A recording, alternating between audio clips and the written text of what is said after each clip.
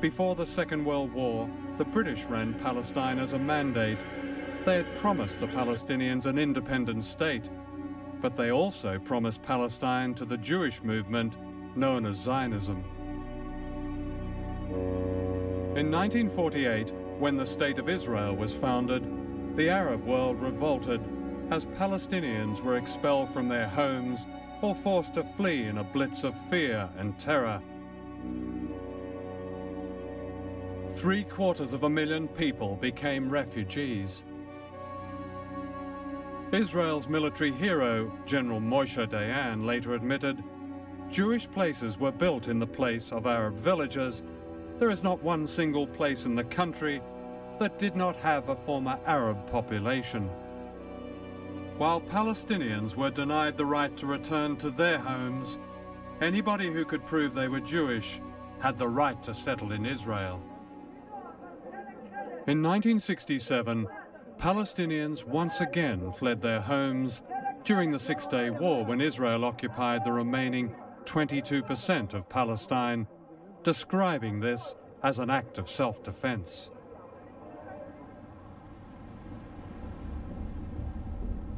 To the Palestinians, it seems that Israel's colonizing never stops.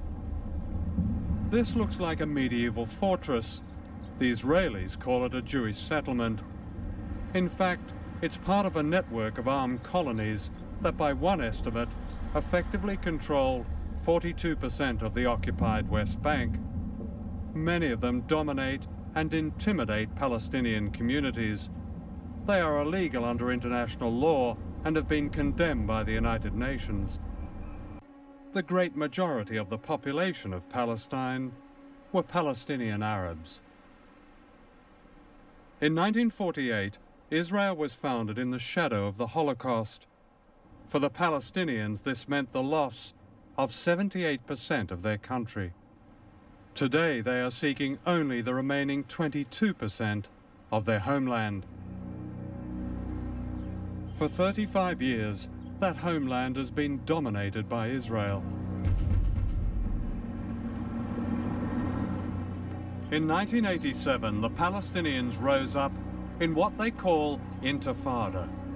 History will surely call it a war of national liberation. They fought mainly with slingshots against tanks and planes, and they were put down with this kind of brutality. Israeli soldiers deliberately breaking the bones of prisoners. Some of the soldiers later insisted they were carrying out official Israeli policy.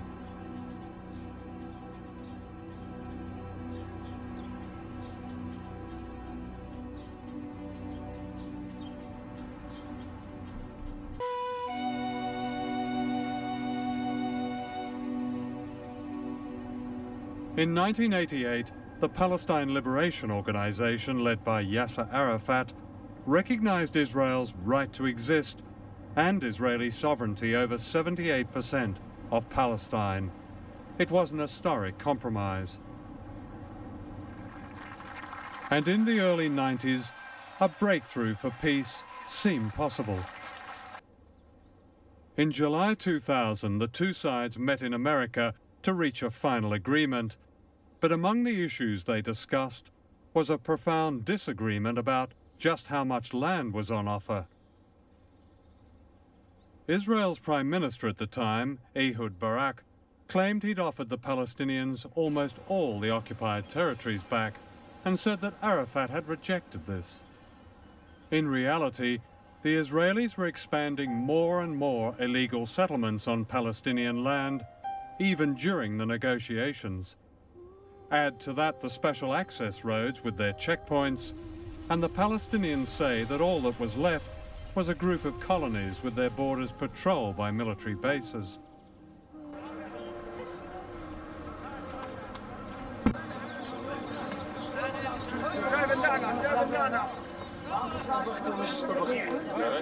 On the other side of the wall is the reality of Palestine. At yet another checkpoint, people are waiting and waiting. 2 or 3 settlers will drive along here. In the meantime, all this traffic has to bank up. Exactly.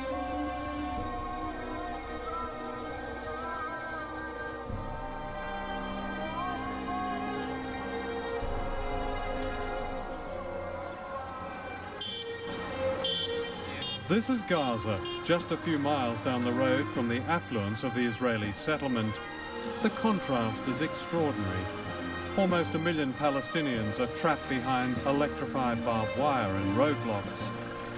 Always waiting for invasion, their defenses are pathetic mounds of sand.